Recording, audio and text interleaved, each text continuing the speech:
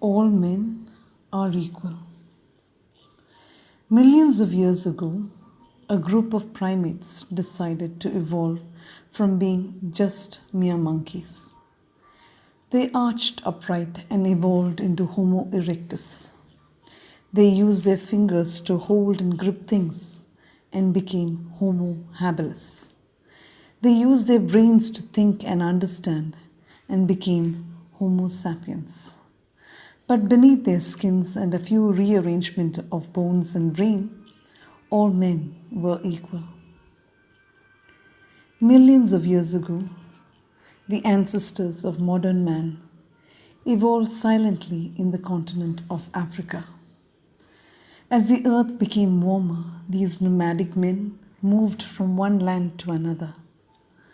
As the continents hadn't drifted apart, these adventurous men moved and settled where they pleased, as the entire earth was their home, and all men were equal. As the continents drifted, man's needs drifted, from feeding the mouth to staying alive, to feeding the mind to keeping power alive. Then man, from being one with nature and fellow companions, saw himself superior to those around him and thought, my power makes me and my skin to feel that all men are not equal.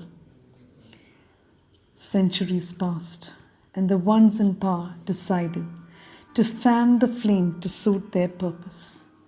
Each country, state, or tribe saw this and accepted it as universal law, to pin or put down a group to serve another. Slaves and masters were born, irrespective of race, color, or sex. And as the oppression grew, holy men were born to erase the fault of these power-hungry men who could never fathom that beneath the skin, all men were equal.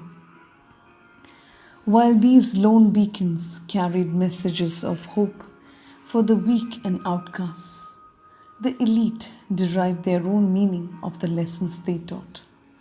To further their cause, to spread hatred and crime, because in their small minds they just couldn't understand that joy and victory for them caused pain and suffering for another, and that beneath the skin all men were equal. Centuries have rolled by with innumerable tales of countless bloody revolutions and demonstrations for peace against war, for protection against invasion, for rights against oppression. And while man is trying to conquer space and control disease, we still face a disparity that is so jarring in modern civil society. As the ones in power still feed their ego and followers that look at the skin to see that all men are not equal. They feed us images that blacks are thugs, Muslims are terrorists, women are inferior, native people are to be subdued, or all are to be used as pokers in their game of life. They made us believe that the first impression is the best impression, which created an unconscious default setting on racial profiling in our minds. And we forgot to see the person beneath the external labels, and that men beneath the skin were all equal.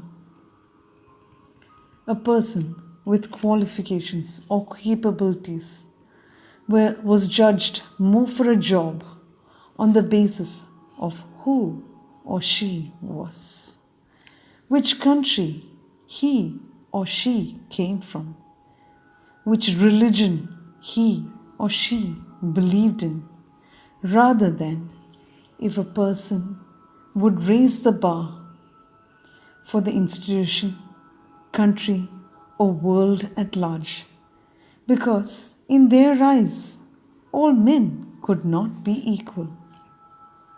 So, when a human cries out, "Save me! I'm thirsty, can't breathe," they check the color of the skin, the clothes worn, the gender, to decide whether the human in their dying moments deserves to be muffled or saved. As beneath the skin, they just don't see that all men are equal. My prayer to all on this day is this: may your homes be where a child is raised to understand that all men are equal, irrespective of their color, faith, or gender. And no child could see racism, bigotry, and violence, so that your home is not the breeding ground of this vicious cycle. May your institutions be where intelligence and kindness coexist, so that all men are equal irrespective of their color, faith, or gender, and show employees respect and inclusiveness, so that your institutions can set an example of being humane. May your country be one where every single person, home, and institution feels safe and proud to be part of a nation that lives in harmony with the rest of the world, and having a leader who sees that beneath the skin all men are equal.